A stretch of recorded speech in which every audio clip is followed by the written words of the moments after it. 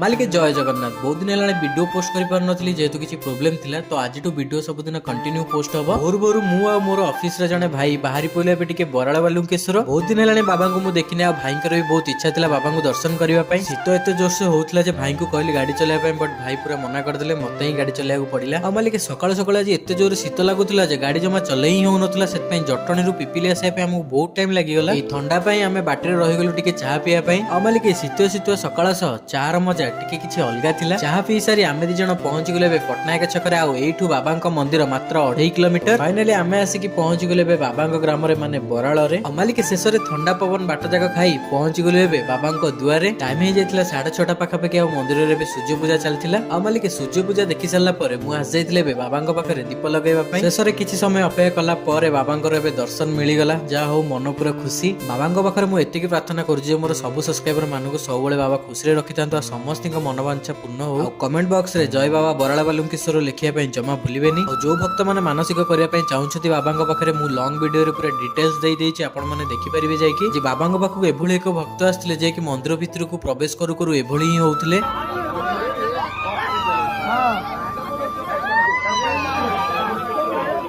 बाबांका दर्शन सारी आम बाहरी पड़े जटणी। तो हो मालिक आज वीडियो को मुझे एंड कली। आज वीडियो जब आपको भल लगी था लाइक कमेंट सब्सक्राइब जम बोलिए। देखा गोटे नेक्स्ट वीडियो रे। Love you all. जय जगन्नाथ।